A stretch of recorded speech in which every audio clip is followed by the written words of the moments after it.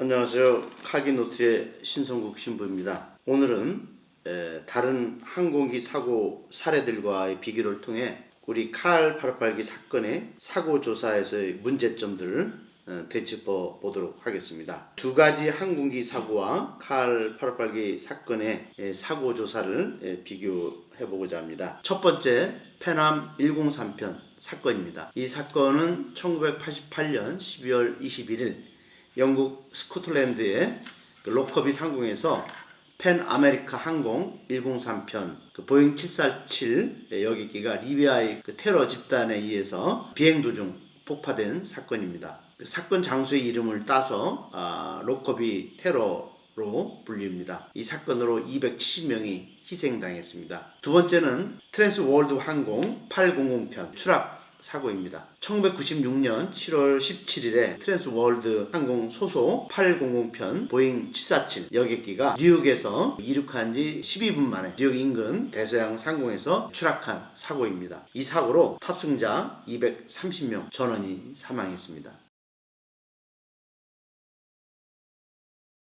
페남 103편 사고부터 자세히 말씀드리겠습니다. 1988년 12월 21일 소독 프랑크푸르트 국제공항을 이륙해서 런던 히드로 공항 그리고 존 F 케네디 뉴욕 공항을 경유해서 디트로이트 메트로 공항에 착륙할 예정이었던 페남 103편 747 항공기가 스코틀랜드의 로커비 상공에서 폭발되었습니다. 이 사고가 중요한 것은 한 조각의 잔해라도 놓치지 않고 찾아서 항공기 기체 중앙 하단에서 최초의 폭발이 있었다는 바로 그것을 찾아냈습니다. 유류품에서 시한 장치 부품을 발견했고 그 입처를 찾아냄으로써 범인을 검거했다는 것입니다.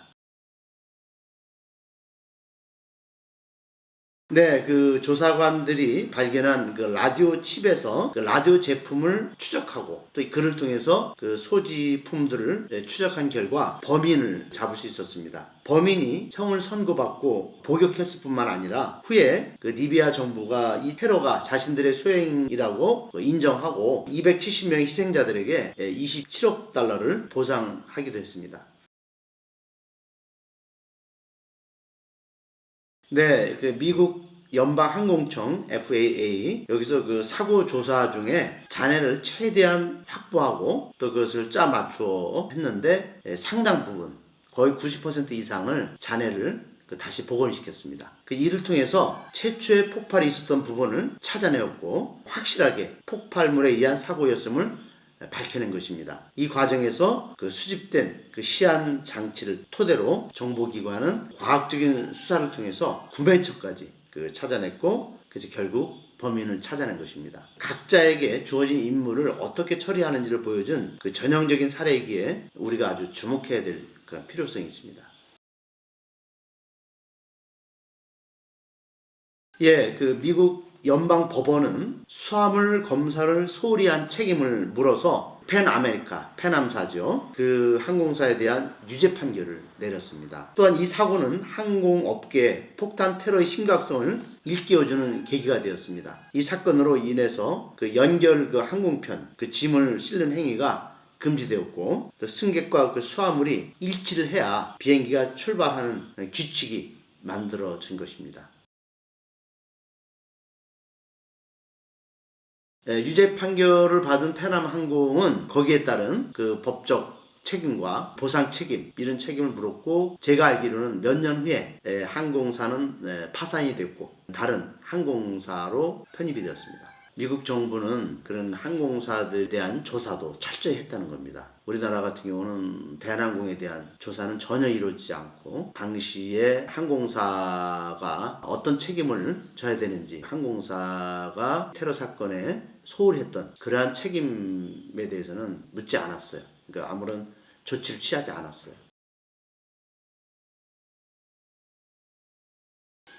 우리나라 칼858기는 보험금 지불도 제대로 하지 않았고 또 보상금도 합의되지 않은 채 정부가 일방적으로 정해서 지불했는데 이런 정상적인 절차가 전혀 없었다는 거. 이 페남과 너무나 상당히 비교가 될 수 있는 사례로 볼 수 있습니다.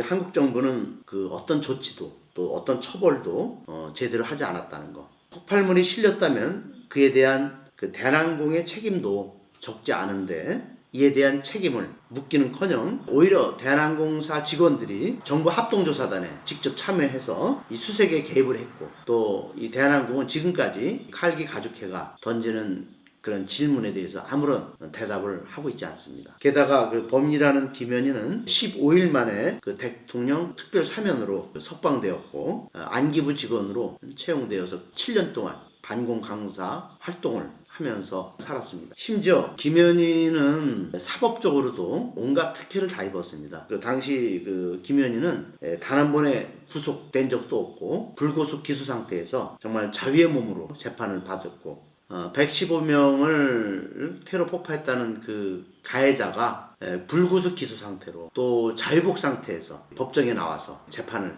받았습니다.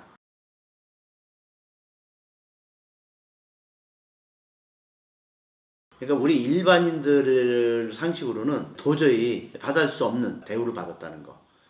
김현희를 불구속 기소한 그 검사가 지금 자유한국당 대표로 있는 황교안, 당시 김현희 담당 검사였습니다. 페남 103편 사건과 비교해 봤을 때 칼 858기 사건은 조사 과정도 또 그 이후에 조치도 허술했고 또 상식 밖의 일들이 너무나 많았다는 걸 우리는 확인할 수가 있습니다. 우리 칼기 노트 구독과 좋아요 꼭 부탁드립니다.